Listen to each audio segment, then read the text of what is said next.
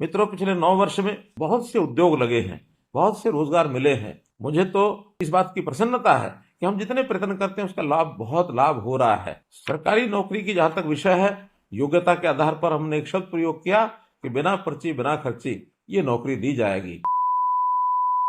नौजवान साथियों, मित्रों, भाइयों बहनों, वैसे तो मैं हर शनिवार को सरकार की किसी न किसी योजना के लाभार्थियों से बात करता हूं, लेकिन आज मैं ऐसे युवकों से बात कर रहा हूं जो मेरी जानकारी में सरकार के लाभार्थी तो नहीं है।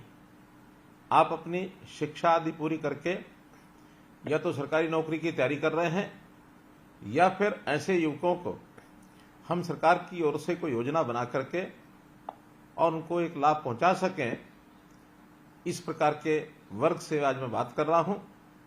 निश्चित रूप से आज आप जो हैं भविष्य के लाभार्थी है।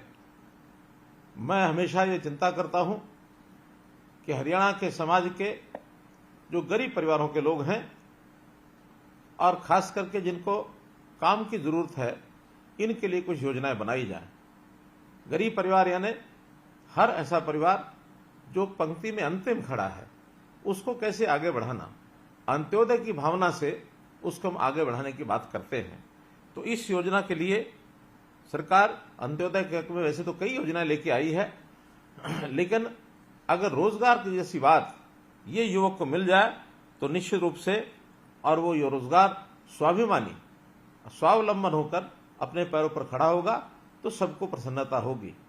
आप वैसे बेरोजगार होंगे, लेकिन मैं आपको बेरोजगार नहीं कहूंगा। आप एक प्रकार से प्रतिभावान हैं। आपकी प्रतिभा का उपयोग समाज में किस काम के लिए हो सके, ऐसे अवसर तलाश करने का काम आप और हम मिलकर करेंगे। मित्रों, जब भी कभी कोई साथी ऐसे अवसर से गुजरता है, जब वो काम करना चाहता है लेकिन उसको काम नहीं मिलता है, तो अपनी भागदौड़ के लिए वो रोजगार के लिए तलाश करता है, रोजगार के लिए अपने आप को तैयार करता है, और जब तैयार हो जाता है तब वो रोजगार की चिंता भी करता है। हम लोग ऐसे तैयार हुए युवक को सदा संपर्क करते हैं, और संपर्क करने के लिए हमने एक योजना बनाई पिछले दिनों में, मुख्यमंत्री अंत्योदय परिवार उत्थान योजना। और इस अंत्योदय परिवार उत्थान योजना के अंतर्गत प्रदेश भर में लगभग 500 कैंप ये हमने लगाए, और एक एक परिवार के किसी न किसी सदस्य को हमने बुला करके और उनको कोई काम देने की बात कही।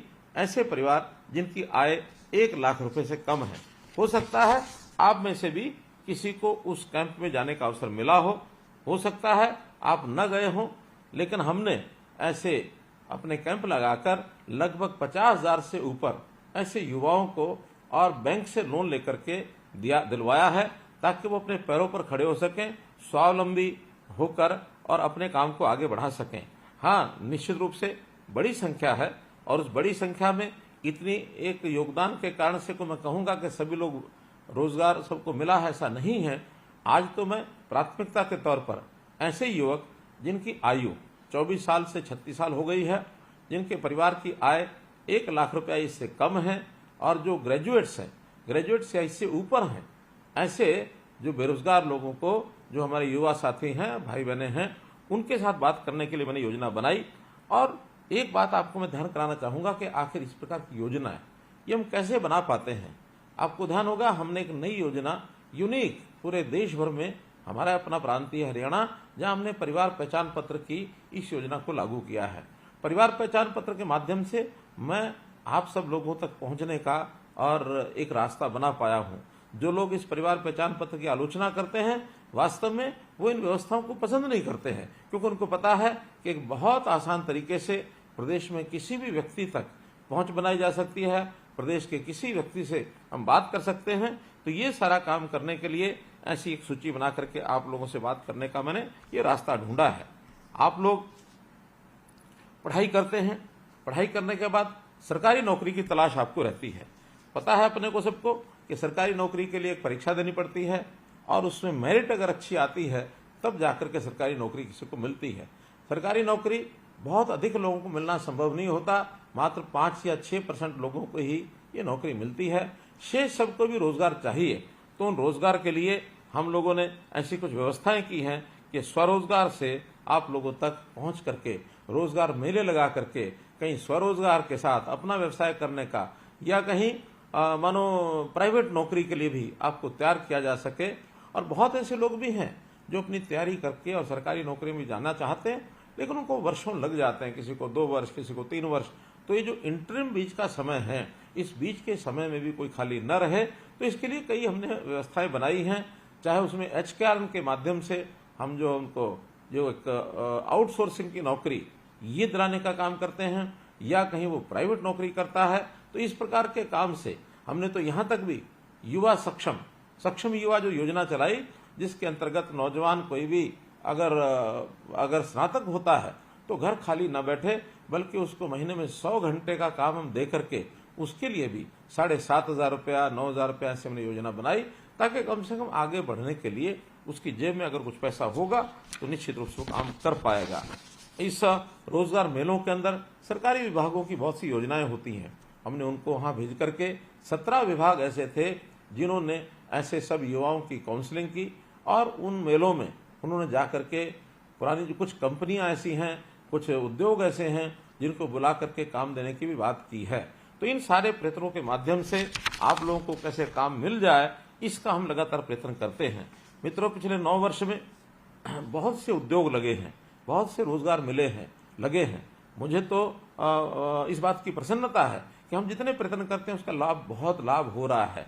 हमने अभी पिछले दिनों के अंदर जो 1889 रोजगार मेले लगाए, जिसके अंदर 1 लाख से ऊपर ऐसे नौजवानों को निजी क्षेत्रों में उनको रोजगार के साथ जोड़ा है। और सरकारी नौकरी की जहां तक विषय है, योग्यता के आधार पर हमने एक शब्द प्रयोग किया कि बिना पर्ची बिना खर्ची ये नौकरी दी जाएगी। और मुझे इस बात का संतोष है कि पिछले 9 वर्ष में हम इससे पहले की जितनी सरकारें रही हैं, अगर औसतन लगाएं तो सबसे ज्यादा नौकरियां हमने दी हैं। उदाहरण के तौर पर 1999 से लेकर 2005 तक ये जो 5 साल की सरकार, 5.5 साल वो सरकार चली, मात्र 15,000 नौकरियां ही वो दे पाए। और फिर कांग्रेस की सरकार 2005 से 2014 पूरे 10 वर्ष चली, उन्होंने भी 10 वर्ष में और 86,000 नौकरियां मात्र दी। अब ये अलग बात है कि क्लेम करने में कोई कितना ही क्लेम करे। मैं भी पिछले दिनों में पूर्व मुख्यमंत्री भूपेंद्र सिंह हुड्डा से बात मैं सुन रहा था, उनकी बात, तो उसमें उन्होंने बताया कि हमने 1 लाख तो अध्यापक लगा दिए हैं, जबकि वास्तविकता ये है कि कुल 10 साल में 35,000 अध्यापकों की भर्ती उन्होंने की है।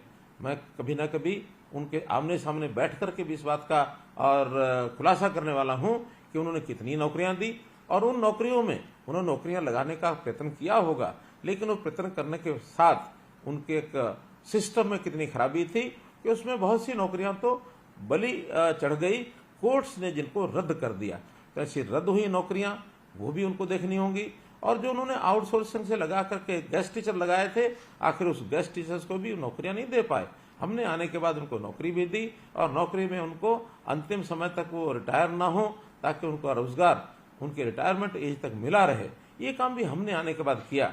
तो हम जो ट्रांसपेरेंट नौकरियां कर रहे हैं, यानी जो दे रहे हैं 2014 से लेकर 2023, इन 9 सालों में मुझे बड़ी खुशी है इस बात को बताते हुए कि 1,14,000 तो सरकारी नौकरियां हमने दी हैं, और साथ ही अभी अगले 6 महीने के अंदर अंदर और 41,000 भर्तियां जो हैं वो प्रक्रियाधीन हैं। तो अगर ये सब भी होती हैं तो 1.5 लाख से ऊपर नौकरियां ये हमारे इस 10 साल के कार्यकाल में ये पूरी होंगी।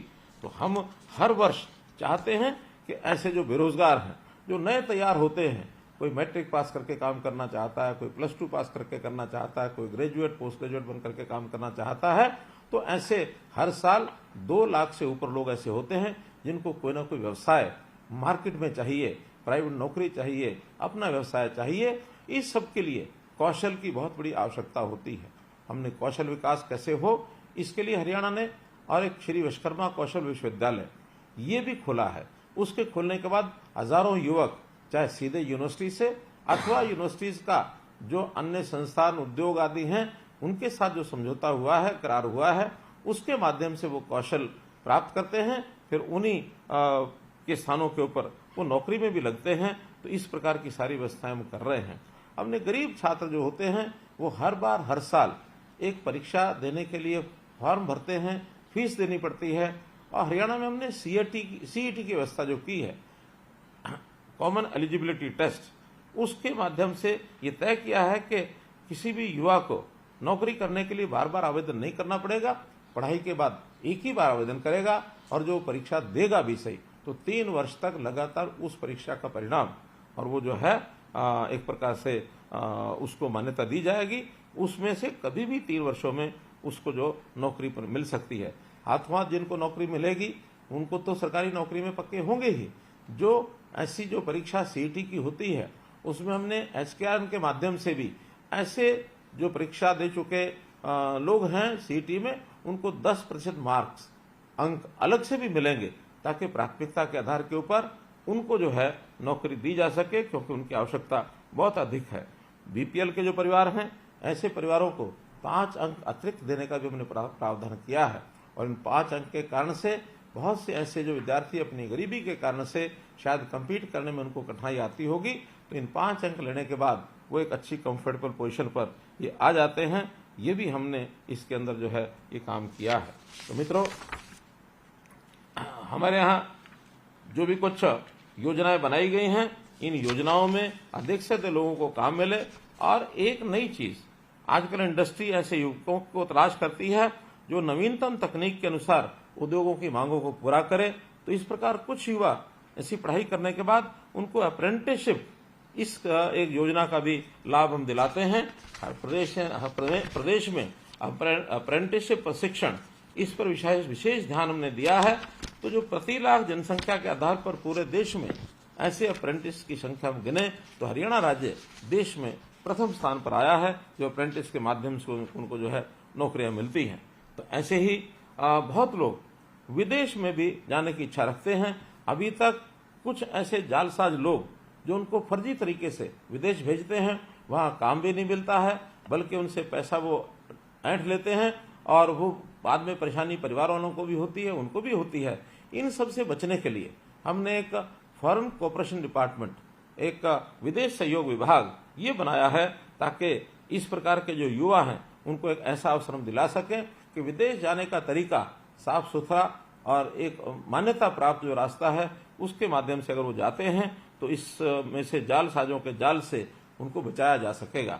अभी हमने जो रोजगार लेने वाले जो विदेश में जाने वाले युवक हैं उनके कॉलेज में पढ़ाई के बाद मुफ्त में पासपोर्ट देने की व्यवस्था भी की है। मुझे खुशी है बताते हुए कि लगभग 27,000 पासपोर्ट और ये हमने इशू किए हैं जिन लोगों का कोई अपना पैसा एक भी लगा नहीं है। हरियाणा में हमारा जो पुराने जो इस प्रकार के दस्तकार लोग हैं, ऐसे दस्तकार लोगों को हमने कहा कि नए युवकों को सिखाने का आप काम करें। ऐसे जो पुराने दस्तकार हैं उनको गुरु की संज्ञा दे करके और हरियाणा कौशल विश्वविद्यालय पलवल का उसके साथ जोड़ा है। तो ऐसी गुरु शिक्षा परंपरा के माध्यम से जो इस प्रकार के टेक्नीशियन को तैयार कर सकते हैं, प्लम्बर तैयार कर सकते हैं, राजमिस्त्री, इलेक्ट्रीशियन आदि, ये सब तैयार करने के लिए उन सबको किसी एक प्लेटफॉर्म लाकर जिसका मिस्त्री नाम से, मिस्त्री हरियाणा नाम से हमने ऐप बनाया है। जो ऐसे काम सीखना चाहते हैं मिस्त्री ऐप पर जाएंगे और मिस्त्री ऐप के माध्यम से उनकी हम कहीं सिखलाई ट्रेनिंग करा करके कौशल विश्वविद्यालय के माध्यम से सर्टिफिकेट दे करके ताकि वो काम में उनको सुविधा हो सके, इस योजना को भी हमने चलाया है। जो देश में एक नई राष्ट्रीय शिक्षा नीति ये लागू हुई है, इसमें भी शिक्षा इस प्रकार से दी जाए जो रोजगार परक हो ताकि उसके माध्यम से हम शिक्षा के माध्यम से रोजगार को प्राप्त कर सके ताकि कोई भी युवा बेरोजगार न रहे। भाइयों बहनों मित्रों, हमारा ये सपना है कि हम आने वाले कुछ समय के बाद अपने प्रदेश का एक भी युवा बेरोजगार न हो ऐसी स्थिति लाना चाहते हैं। उसके अंदर आप सबका साथ चाहिए। आपका साथ मिलेगा, सबका विकास होगा, सब में एक विश्वास होगा और सबका प्रयास होगा तो हम इस लक्ष्य को बहुत जल्दी प्राप्त कर पाएंगे और इस हरियाणा को हम लोग आत्मनिर्भर हरियाणा बना सकें। इसमें सब लोग यदि साथ लगेंगे तो निश्चित रूप से आप और हम अपने इस देश और प्रदेश को एक लाभ भी दे सकेंगे और अपने परिवार को भी ठीक से हम पालन पोषण उनका कर सकेंगे। मैं आप सबके लिए आपके भविष्य की शुभकामना करते हुए अपनी बात को समाप्त करता हूं और आशा करता हूं कि आपको जीवन के इस पड़ाव पर अगर आप अभी तक कोई काम नहीं करते हैं तो जिस भी प्रकार का कोई आपको काम मिले, चाहे सरकार की सहायता से मिले चाहे बिना सरकार की सहायता से मिले, काम करना प्रारंभ अवश्य करें। छोटे बड़े की चिंता न करें। आज कोई भी जब आप काम करेंगे, अवसर मिलने पर निरंतर उसमें आप बढ़ते चले जाएंगे। इसलिए खाली रहने के बजाय कोई काम मिल जाए उस काम को करना चाहिए। हम भरसक प्रयत्न करेंगे कि आपको कम से कम इतना काम जरूर मिल जाए जिससे आपका परिवार का पालन पोषण हो सके।